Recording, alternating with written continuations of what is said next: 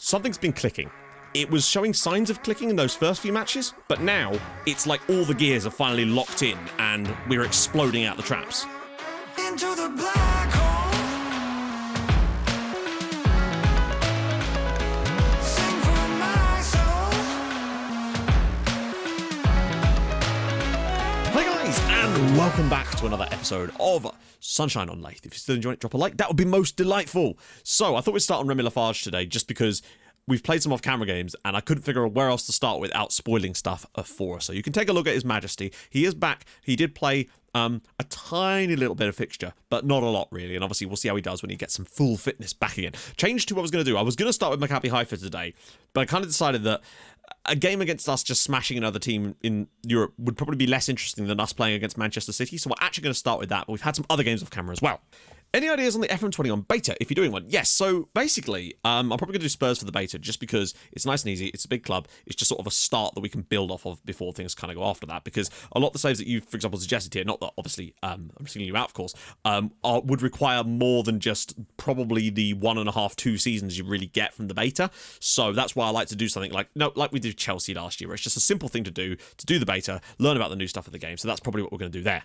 And as for Twitch, the beta save is going to be the Scottish national team. So that's going to be really, really interesting trying to do that on live streams. But yeah, so that's going to be fascinating as well. And I've actually kind of planned out most of what I want to do for FM21, like 2 to 3 saves deep beyond that on both platforms as well.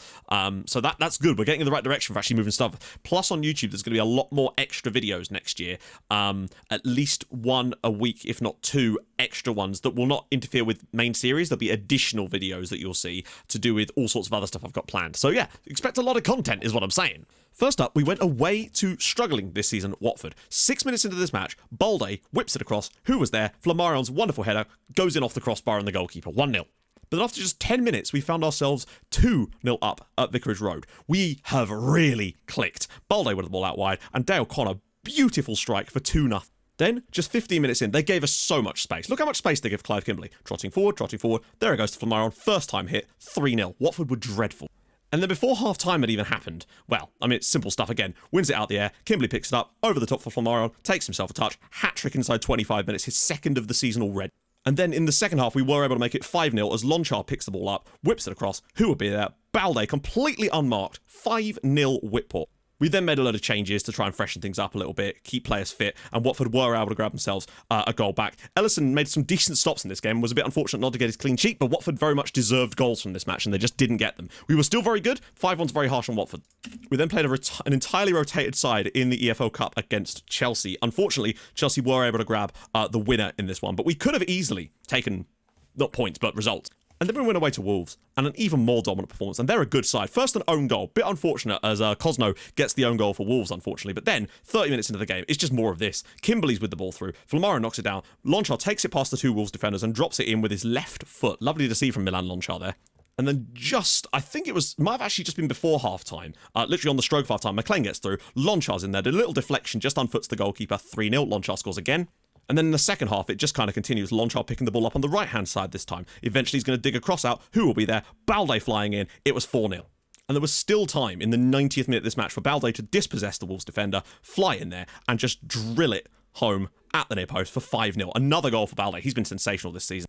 So I then made the decision to do the game against Maccabi Haifa off camera instead, and I think I'm glad I did. It was a relatively straightforward one. We rotated the side a fair amount. Keith Abbott whipping the ball through inside 20 seconds for Wim Billington to give us the lead in Israel. Moments later, the ball was whipped in, and Kayo was able to get on the end of it this time and drop it into the back of the net for 2-0. Then a lovely free kick from Kayo after 25 minutes made it 3. Before just on the stroke of half-time, Sebastian Chan getting to the byline here, whipping it through, and there was Simon Nelson to score another goal in Europe for himself. 4-0, through we go. So that leaves the Premier League like this. We're joint top with City. Our goal difference is starting to really improve. Something's been clicking. It was showing signs of clicking in those first few matches, but now it's like all the gears are finally locked in and we're exploding out the traps.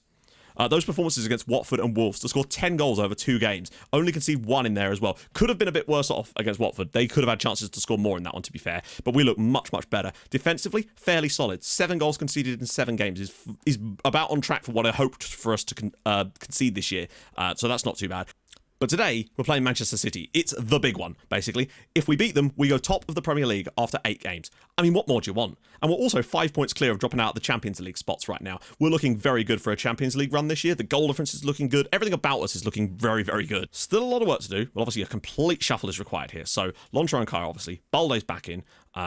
Nielsen did play midweek. Oh, we look so good with him in there, though, so I might actually keep him in there. When Nielsen's played here, it seems to be one of the things that's made us even better, so we'll see. Kimberly and Nielsen there. Uber, Connor, Matondo, and McLean. Ellison there. Veldwijk is just about back. I've been nursing him into some substitute appearances, and Lafarge, again, it's a similar story. He's back and available again, but still not sure if he's able to be doing much beyond that yet. In fact, I might actually drop out Veldwijk for Bouzidi for today. Keep Remy Lafarge on the bench, because actually, to be fair, he's not got the condition yet. I'll bring Jack Charlie. I'd say this is the biggest test of how far we've actually come. Sure, we can put some good results past Watford, who were good last year, and Wolves, who were good this year. Those are good signs. And we did beat Liverpool, and we did beat Spurs. But we drew with Blackhaven, amazing. That's the only points we've dropped in the league was to bloody Blackhaven. So, this is a bigger test. And I think at the very least, we might actually be able to put some pressure on City, which is interesting because we've really not changed our attacking lineup. We've just given them some support behind them. And a slight change to the tactic. Only time will tell, but hey, if we came up with a win against City today, that would be tremendous. I'm just going to leave things as they are and see how we do. See if the lads that have been doing so well for us lately can continue to do so. Kaio's been smashing goals in Lonchar, Balde, Flamarion, all of them smashing goals. Who's really up for it this season. He's finally sort of settled in. He's got a Portugal cap now. Lots of new caps, actually. As Flamarion's header is over the bar. Ubeo got a call up. He's got a cap. Kane McLean got his first cap for Scotland. Lots of new caps, basically. And given the form they're in, I can understand why. Strong start from us as well. Really nice to see. Now, obviously, it could go very wrong as Eunice is down this left-hand side. I don't know what our two left-sided players are doing. They were getting in each other's way there as it's still 0-0. Kimberly sneaking through challenges here. And it's come around for Lonchar, and Kaio's in there. I think it's a deflection of the defender. Kaio gives us the lead against Manchester City. His 8th goal of the year. He is on it. He's got 5 in Europe so far, and that would be his, 3rd goal in the Premier League? I think Lonchar, this is great from Kimberly as well, but I think Lonchar gets tackled, and the defender kicks it straight into the path of Kaio, who is not going to sniff at that opportunity as we lead City at the Lighthouse. Is there a title charge, perhaps? We look so much more defensively stable at the moment. It's so good to watch. We just look like we're going to get the ball back off them a lot. We look confident when the ball's played out wide. We look like we're going to win the headers when they do get the crosses in. And a lot of the time, despite us playing quite a narrow defensive line, we don't even get the oh dear. Augustin Panella equalises for Manchester City from the edge of the area. The possessions really tick towards them as after we've scored. They've started to really control the game. That's frustrating. I don't think there's anything Jerry Ellison could have done about this one. It's just deflected straight in, just like our goal in fairness. Well, not just like it, but I think there's quite a hefty deflection on. Yeah, I mean, Ellison nearly gets it too. Yeah, it's like they gave us a little glimpse of what could have been, and now they really are starting to turn it on a little bit now, getting a lot of possession. Although he's won it back, though. That's great work from Kaio. I don't know if he's going to be able to do enough to get the shot away. He's all the way through, but he does get the shot away. Can he keep it in? Oh, and it's hit the inside of the post. That was an opportunity. Like, we've been really good. We've given them nothing. Oh, is that a pen? It's a pen. We're going to have a penalty here. Milan Lonchar's going to get the chance from the spot to... Oh, no, Clive Kimberly. Sorry, my bad. Clive Kimberly with a chance to score against City to give us, I'd say, a deserved lead. Come on, Clive. You can do it, bud.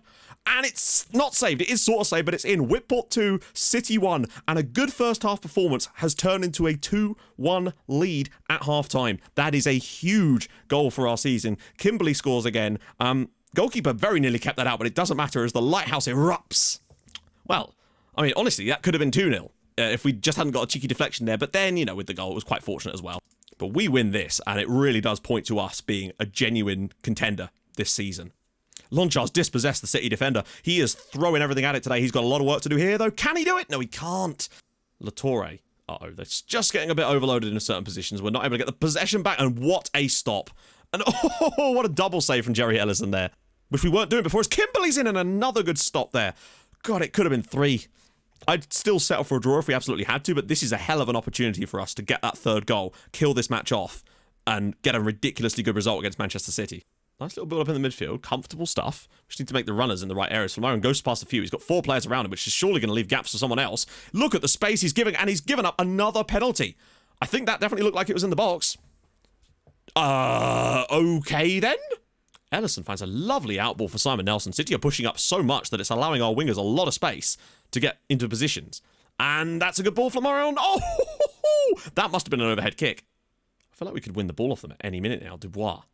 Oh, that's a really good ball. And Senikov, what a tackle on him from Flamarion of all people. Kimberley flicks one, and Kane McLean is in, and he scored. What a ball from Clive Kimberley. Whitport 3, City 1. Kane McLean scores his first goal for the club, but this right here from Clive Kimberley is world class. What about this for a ball? He's not even looking, just pops that in behind. Perfectly weighted for McLean. It's a lovely finish from him. Keeper could have done better, but we're going to win the match. 3-1 up now, and McLean scored his first goal for the club. And McLean's won it off of him.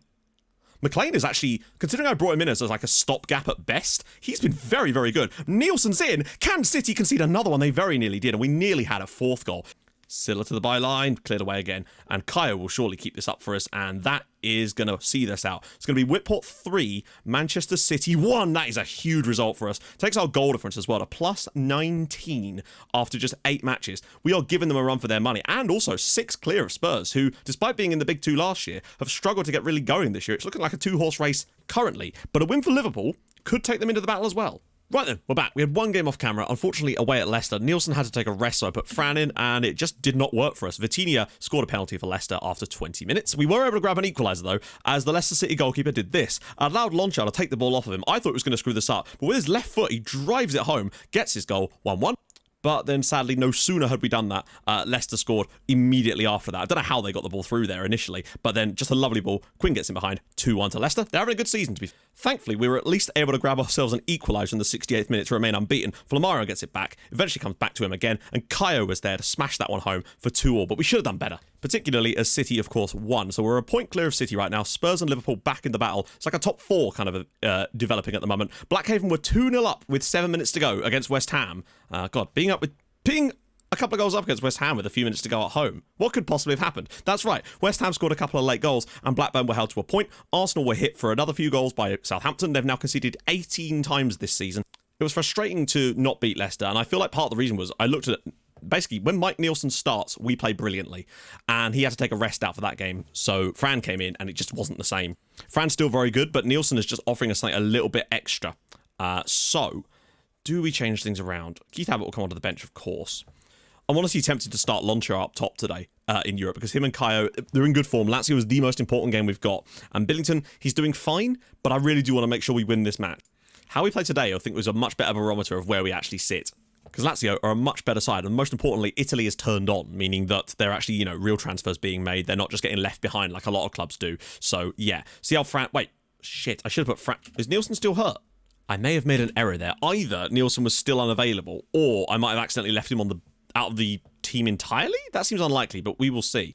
Hopefully we can make do without him, though, but I could have really done with the best possible team available for this game. McLean's getting all kinds of plaudits as well from all over the world. And look at it, he's skipping past challenges now, Kane McLean. Can he find the right pass at the end of it?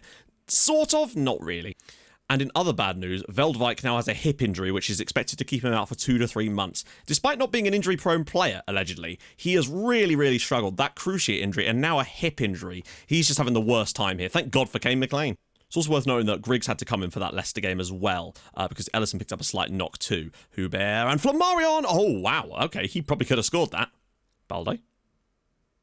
Hubert. All the way through. Flammarion this time does score. 9th goal of the season for Flammarion. That Hubert to Flammarion link-up is very, very profitable as we lead 1-0 away at Lazio. It's been a bit of a tough first half for us, but we've got so much of the ball, which is so rare for us, but really good stuff here from Hubert. He's been great in Europe, and Flammarion has just been sensational for the most part. Getting in there completely unmarked, and it's 1-0. Matondo's picked up Flammarion. He's skipping through challenges after challenges, and he's nearly got again. Well, half-time 1-0. We're doing our part. 4-0 to RZ as well. Oh. Can I get what is the worst thing that could happen to us for $200, please? That is... Oh, that's even worse, because Bruzidi's not on the bench. Is he not? Wait. I'm just going to put Lonchar on the right and put Lafarge up through the middle. Shit, I should have brought Billington on. Because this has been somewhat unconvincing from us today, but we are at least leading, which is the main factor. Lonchar out on the right, driving into the box. Can he maybe get the shot away? And he does, but it's poor.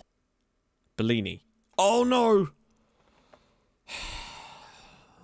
What are you doing? Well, that's obviously going to be a penalty, isn't it? They're not questioning whether it's in or outside the box. It is always a penalty. What? That was clear. I thought that was in the box. As clear as anything. That looked like it was in the box to me. I didn't even realise that's what they were debating. I just thought they were debating whether it was a penalty or not. Oh, Christ. I was literally, I've got the thing set up to have Balde substituted, and he's just about to get himself sent off instead. Well done. Well done. Brilliant work. If we somehow make it out of this match with a 1-0 win in Italy, oh, God, please survive one more. That's offside, isn't it? That's going to be offside. That's going to be ruled out in the 95th minute. We've just about, I think, got away with it here in Italy, and are going to sneak by a 1-0 victory away at Lazio. We could have had other chances in this match, yet we don't need to see it again. And I think that's going to be it. And now what's happening? Yeah, here we go. And I think we are going to get away with it. Lazio 0, Whitport 1. That is a huge result for us. Much, much closer game than we've had before, though. RZ, amazingly, despite that horrendous defeat to us, have actually looked, well, they've scored a few goals. They've scored 8 times so far. I don't know how many they got against Maccabi Haifa. It looks like a lot, though. So a good result for us, gives us top of the group still, and that is a really tight result. He has been probably our best player this season. 6 goals and 5 assists in the Premier League, 3 goals and 1 assist in the Europa League, flying, having a wonderful time. How has his bravery shot to 5? What was it before? Oh, it was 6. Never mind. Well, that's about the worst possible news we can have, because I don't think Brazili is going to be able to do anywhere near as good a job as Flamaran's done in that period, and I wonder if this might be like the high point of our season now. Riding on a high, smashing teams left and right, doing great stuff, and then just starting to see the cracks emerging. But we will see. We got Lazio in the next episode as well. Probably do Lazio and RZ in that game, just to finish off things as well. So, if you've enjoyed this, and I hope you have, drop a like. That'd be superb. If you're new to the channel, subscribe. That'd be sick too. And I'll join you guys tomorrow for some more goodness gracious me what could happen to us next. A space shuttle will explode over the pitch or something. Anyway, I'll see you guys soon. Thank you so much for watching. Hold your gun. Capybara. Bye-bye.